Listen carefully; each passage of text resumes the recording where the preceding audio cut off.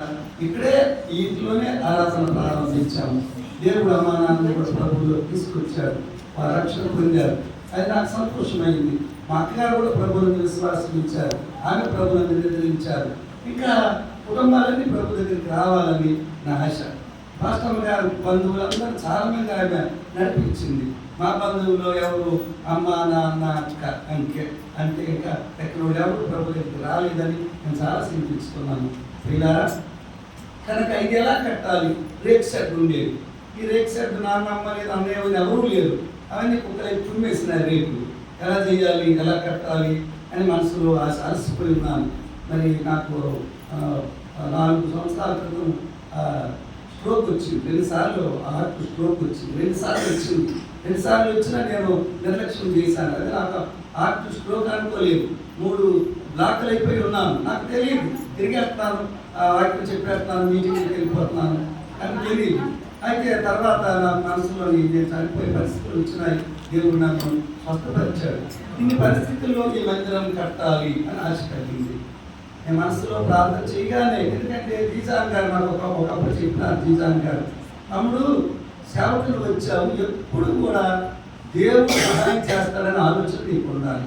ఏ మనుషుల వైపు చూడకూడదు. చూస్తే నిన్ను పిలిస్తే దేవుడు బాధపడతాడని ఒకే ఒక మాట దైవజనులు జీజాన్ గారు నాకు బాప్తిసం ఇచ్చినప్పుడు, సేవకు వచ్చినప్పుడు కూడా నాకు ఆ మాట చెప్పారు. ప్రార్థన చేయగానే ఒకే ఒక అబ్బాయి సడన్గా ఒక 50,000 తెచ్చి పెట్టినాడు. అది నేను నా ఇల్లు కట్టాలి కనుక నా ఇల్లు కట్టి అప్పుడు నేను ఓడాను. ముందు దేవుడికి ఇవ్వాలి. 50,000 దేవుడికి తెచ్చిచ్చాడు. ఇంకొక అమ్మాయి 50,000 దేవుడికి తెచ్చిచ్చింది. ఇంకొక అమ్మాయి 50,000 దేవుడికి తెచ్చిచ్చింది. ఇంకొక సహోదరి ఆమె వృద్ధ దంపతులు వాళ్ళిద్దరు ₹1,00,000 తెచ్చిచ్చినారు. ఇంకా ఎలా చేయాలి? అలాగలాగా దేవుడు సేవకురాలు ఏమన్నారంటే, ఈ వస్తువు ఉంది, ఈ వస్తువు అమ్మవయ్య అన్నారు. అది ఒక వస్తువు ఆమె ఇచ్చింది. 1,40,000 వచ్చింది వస్తువు అమ్మినాం. మళ్ళీ ఇంచుమించు ఇది 7 లక్షలు పైన అయిపోయింది. ఇంకా ఆగిపోయింది మందిరం. మరి నేను అనుకున్నాను, నాకు స్టంట్ వేసినప్పుడు సీఎం ఫండ్ పెట్టినాను. పెడితే అది రాలేదు. మనసులో అనుకున్నాను, వస్తే నేను మందిరాన్ని పెడతాను కదా అని. రాలేదు. ఒకరోజు ఎమ్మెల్యే గారి దగ్గరికి ఏంటయ్యా ఏంటి చేయలేదు నువ్వు అని అనేసరికి ఆయన 5 రోజుల్లో 85,000 ఫండ్ తెప్పించినారు. ఏంటయ్యా అర్ధరాత్రి కోట్లు 1000 మంది ఇంట్లో కూర్చోను, నాకు ఏ పని చేయలేదు అని అడిగేసరికి 5 నిమిషాల మీద చేయించి ఎలక్షన్ కోడ్ వచ్చింది. 85,000 ఫండ్ నా చేతిలో పెట్టినారు. దేవుడు అలాగా ఈ పనిని చేశారు. మరి ఇక్కడ సంఘం కూడా మరి ఎంతో మరి వెంకటప్పుడు వీళ్ళందరూ బంగారం, నాకు చాలామంది విశ్వాసులు ఇక్కడ ఎంత నమ్మకస్తులంటే తెలియదు. మన స్త్రీలు మరి ఆ చేయాలి ఎంత ఆశ ఉంటారు. బిజినెస్ వాళ్ళ నుంచి అలా చేయలేకపోతారు. అందరికీ ఆశ. ఈ ఇన్ని సంఘాల్లో కూడా దేవుని ప్రజలకి దేవుడన్నా దైవజనుడన్నా ప్రేమ. అందుకే చేయగలుగుతున్నాను. ఇన్ని సంఘాలు సేవలైతే చేయలేదు. కేవలం విశ్వాసులు మాత్రం నమ్మకస్తులు. నేను చెప్పగలను, విశ్వాసులు నమ్మకస్తులు. ఈ సంఘాలన్నిటికీ ఒకసారి ఒక సూత్రం గుగ్గిలి మందిరం కట్టినప్పుడు చెప్పాను.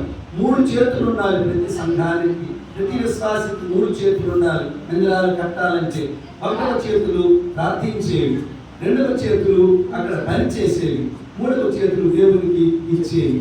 అలాగే ఈ సంఘాలన్నీ ప్రార్థించారు, పనిచేశారు, దేవునికి ఇవ్వగలిగినారు. అందుకే ఈ సంఘాలు కట్టగలిగినాం. అందుకే అది నాకంత బలహీనతగా ఉంటుంది, నీరసంగా ఉంటుంది. దానికి మందులు వేసుకోవాలంటే వేసుకోలేక మర్చిపోతున్నాను. ఇన్ని పరిస్థితుల్లో మరి నేను మనసులో ఎక్కువగా ఇదంతా తొందరగా కట్టడానికి కారణం ఏంటంటే, నా మనసులో ఒకటి ఉంది.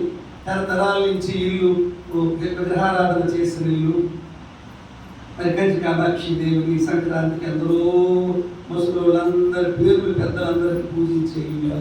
ఎంతో ఇది నాకు తండ్రి అప్పచెప్పినారు, పొలం అప్పచెప్పినారు, ఇవన్నీ ఇచ్చినారు నా తల్లిదండ్రులు. నా తల్లి 97 సంవత్సరాలు బ్రతికింది. రాత్రి మగళ్ళు ఇక్కడ గోలు పెట్టుకొని ప్రార్థన చేసుకునే ఉంది. ఆ ప్రార్థన చేసుకుని ముసలోళ్ళందరినీ దేవుని దగ్గరికి నడిపించేది. ముసలోళ్ళందరూ కలిసి ప్రార్థన చేసుకుంటారు. బొగ్గుల పొయ్యితో ఇసురుకొనైనా ఒక మనిషికి భోజనం పెట్టేది. బొగ్గుల పొయ్యి ఇసురుకొని ఉండేది, ఒక మనిషికి భోజనం పెట్టేది.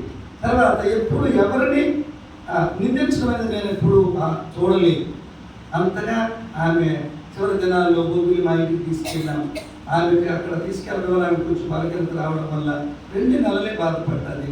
అందరము మా ఇంట్లో ఉండే మా చిన్నలతో సహా అందరము మా పెద్దలు చిన్నలు ఇద్దరు పిల్లలు ఫస్ట్ అందరూ మా చుట్టుపక్కల మా ఇళ్ళలో ఉండే అద్దెకుండే వారందరూ కలిసి ఆమె పరిచయం చేశాము.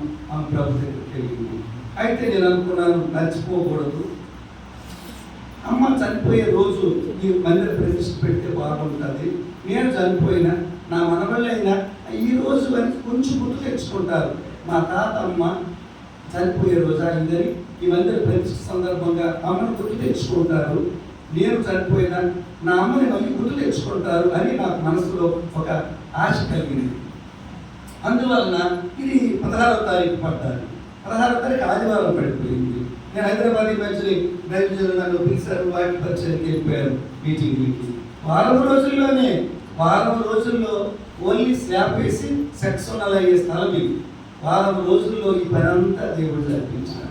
ఇంకా వచ్చి అలా ఉండిపోయేవాళ్ళు, వచ్చి అలాగే భూములు నుంచి వచ్చేవారు, ఎక్కడి నుంచి వచ్చేవారు. వారం జనాలు ఈ పని ఎందుకంటే ఎలాగైనా చేయాలి. 16వ తారీఖు ఆదివారం పడిపోయింది.